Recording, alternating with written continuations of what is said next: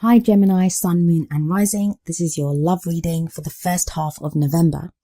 I just wanted to say that I shuffle the cards intensely and I clear them in between readings so that, the same kind of cards don't come up and they are shuffled. I can't even tell you how much I shuffle them in between readings, for the different signs. And the reason I'm saying this is there is a lot of similarity between this reading that comes up for you and Aries, the reading that came up for Aries. So I'm wondering if there are Geminis out there that are dealing with an Aries. So it may be worth you checking out the video for Aries, or it may just be that Aries is, one of your other signs. It could be your sun, your moon, or rising, and for you or your partner or someone that you're interested in. So just wanted to say that right off the bat, there's a connection between this reading and Aries. But yeah, the overriding energy of this reading is the Four of Cups. Oh, my poor little Geminis, you feel very stuck where you are right now. Quite a few of you feel stuck. You may be stuck about what to do in your love life. You may be feeling stuck about your situation, like it's not going to change or you don't know how to change it. Fear not, Geminis, help is at hand. Fear not, Geminis, help is at hand. Things are not going to remain stuck like this forever. I mean, they never do. They never do remain stuck. And as we'll see, a lot of the feeling stuck and not knowing what to do kind of type energy, it's to do with expectations, what you're expecting from this. Maybe you have like one eye on the future too much, like, something that you want and it's just not coming to you. So that's leading to feelings of frustration. And you're like, I don't know how to make this happen. I don't know how to do this. That's going to change, but I'll get to that in a moment. The first card that comes up for you is the Three of Wands. The Three of Wands is about waiting for your ships to come in. And it's this whole kind of managing expectations thing that I was saying. We have this guy with his back to us on this card, looking out to his ship and to a ship. I don't know if it's his ship, but I usually like to see it as, they've gone to the shore to greet their incoming ship. They want to see what cargo has come back for them. And that's very much for you right now, that you're waiting on some return. Like you feel like you've made some changes or done some things in your love life and you want to see the rewards for that. You want to see what's coming back for you. The thing with the Three of Wands, for me anyway, is I always think, and the reason I keep saying managing expectations is because I always feel like whatever is coming back for you, whatever it is that you're waiting for, I feel like it's something that's expected. So you're expecting something. You may not know the precise details, but you know the kind of realm of what you're expecting. But this is crossed by the Emperor card. So that's telling me, are you too fixedly kind of stubbornly holding on to one outcome? Like there is one outcome that you want in your love life. It's not a bad thing to have goals, to aim for something, to be working towards something in your love life. But this doesn't feel like that. This feels like only focusing on one path for maybe one person, maybe one outcome for your relationship, or, one idea of the kind of person that you want in your life. And what that does is it's going to shut out every other kind of situation or person or relationship. And that might not always be in your highest good. There may be someone better out there for you, but if you're so fixed on just one person, then how can that other person come into your life? So yeah, tying this into the Four of Cups, it's saying that you may be being offered something different in your love life. I mean, that extra cup does represent the Ace of Cups, which is new love life, new beginnings, a new person, a new relationship. What is it that you're keeping out by just being fixated on this one thing that you want? Now, that's not to say that the person that you're interested in or the relationship that you're in is wrong for you. No, I'm not saying that. It just may be that the path that you want with this person or the kind of relationship that you're trying to mold this into. And I don't even feel like you're actively trying to mold it. It's more like in your hopes and expectations that you want it to come out that way. Sometimes we have to understand that we don't always know what's best for us. It's part of the human condition. We don't always know what's best for us because a lot of what we want is tied in with our fears and our hopes and those types of things. So we might want something because we're afraid to go with something else. Like if we could take that step back, we'd be able to hope or dream for something huge, something bigger. But dreaming for that. Like we fear failure. We don't want to set ourselves up for failure. But it kind of feels like that's what you're doing at the moment. Like some of you anyway, that because you're so fixated on this one tiny thing that you're shutting out so much. And that's something that's been screamed at me from this reading. In the past, I have the King of Wands for you. Now, just a quick note about the court cards that come up. They do apply to both male and female energies. So even though it's a king, this could apply to you as if you're a woman. Also, these readings are for whether you're looking for someone from the opposite sex for a relationship or same sex. If you're bisexual, if you're genderless, whatever, they're just energies that come through. It's up to you to apply those energies to your situation. I'd love to be able to go through like every available option, but it's just not possible. There's hundreds of you watching this, and everyone's in their own situation or requires their own type of relationship. But let's get back to the King of Wands. So the King of Wands may indicate a fire sign, which is a Leo, Sagittarius or Aries. So some of you may have been involved with this. And again, I said it right at the beginning, Aries had a very similar reading to this. Maybe some of you have just come out of a relationship with a fire sign, or you met a fire sign in the past. But if it's not that, if it's not a fire sign that this reading pertains to, it may be that you had that fire energy about you. That would mean that you were more outgoing, you were creative, all about meeting people. And maybe you've just come out of a period where you either were more socially active or you wanted to be more socially active. That doesn't seem to be the case at the moment, because now the energy shifts to an air energy with the Queen of Swords in the present. Queen of Swords, this can indicate a couple of different things, and I'm trying to give as many different options as possible so that it can resonate with as many of you, because it, like I said, it's just an energy. It's how that energy applies to you. So we have the Queen of Swords in the present, again, male or female, and this may be an Aquarian, a Gemini, or a Libran. It may even be you.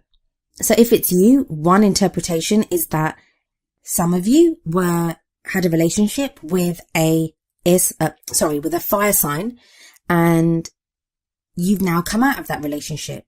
You're no longer with this person. The Queen of Swords can sometimes indicate divorce, breakups, someone dealing with that. But she's very intelligent. She knows what she wants. She's very strong, but that's come through hard lessons. So this may indicate some of you that have come through a relationship with a fire sign. For others of you, it may be that you were in the past interested in a fire sign, and now you're interested in another air sign. For some of you, because there are so many court cards that come up in this reading, and I don't always get this when there are so many court cards, but for this reading, I'm getting the suggestion, especially with the Three of Wands that began this reading, that some of you are involved in a love triangle. And I don't always get that with the threes. I know a lot of readers do, but I don't always get that. But I am with this reading, that some of you are involved in a love triangle, and it's not outside of the realm of possibility that it's your partner that is cheating on you, I guess. But I don't get that. I don't get that it's your partner that is cheating on you, because I don't get a lot of like the deception cards and that type of thing. That's not coming up. And it's not like something hidden from you. That's not coming up either. So please don't start suspecting your partners of cheating on you. I get it's more you scoping out your options. And that's not to say that you've actually done anything. You may not have actually made any moves towards someone else. And there might not even be a real person there. But it's you thinking, is this relationship enough for me? Like, it's not meeting my expectations. Should I go looking for someone else?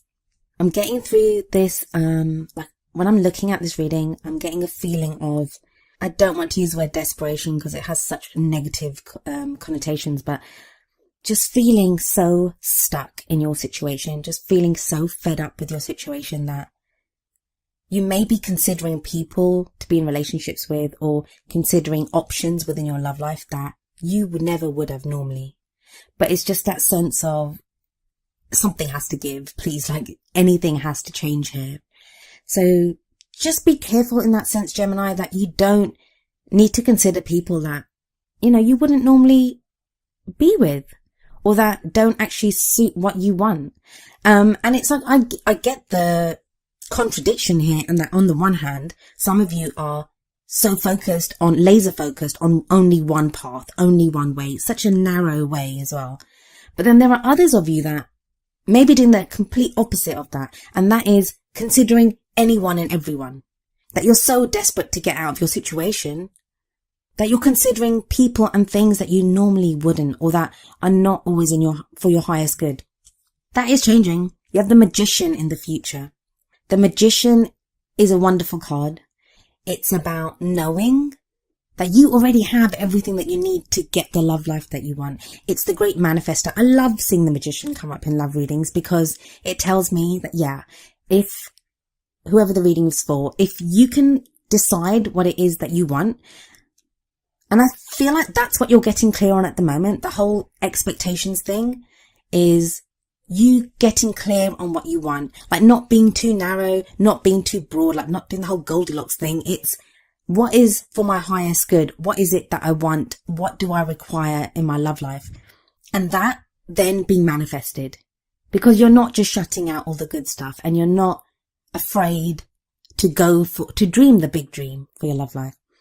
So the Magician is a great card to come up in your future energy, because that will give you the drive and motivation to go for the things that you may be afraid to go for right now.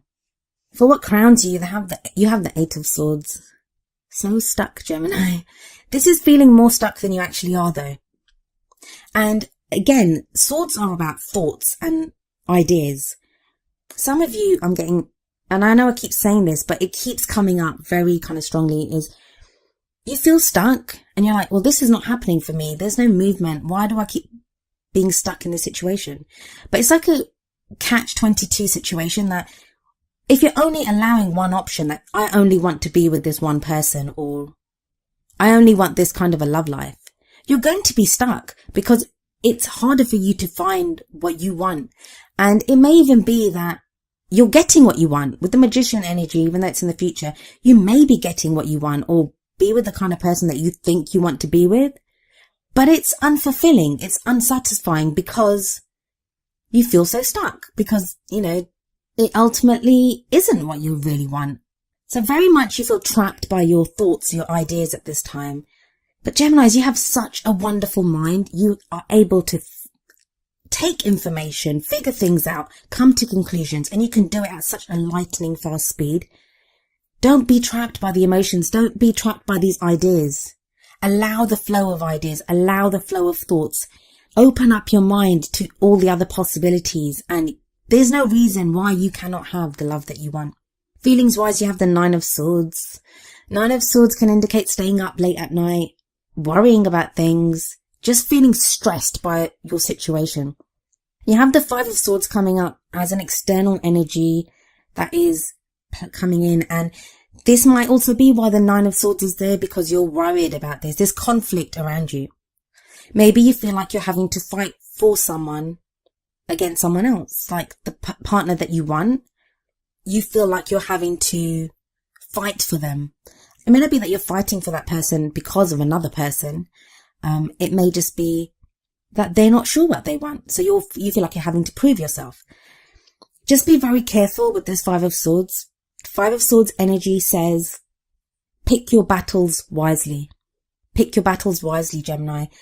It doesn't show that you can't have victory if you're having to fight for something or engage in some kind of conflict in your love life.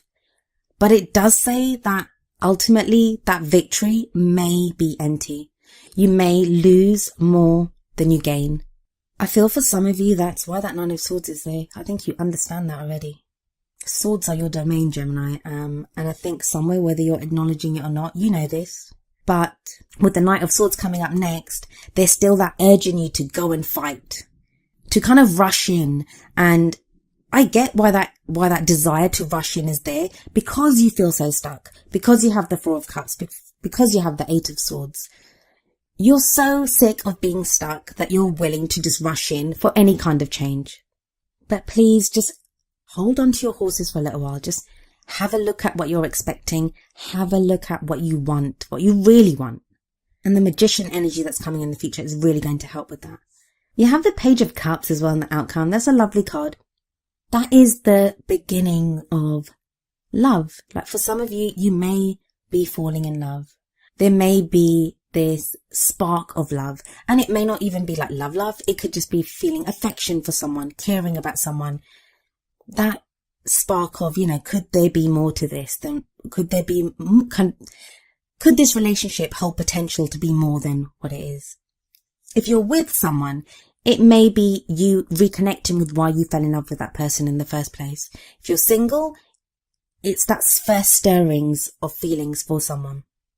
And that might be confusing you because you may have thought that you were with someone else or wanted a relationship with someone else, but now you're getting feelings for someone else. There's a very fated aspect to the relationships coming up here. And this is why I said it was very similar to the Aries reading, because you have both the King and Queen of Wands. Now, when both the King and Queen of a suit show up, that can indicate that there's a very fated feeling to a relationship.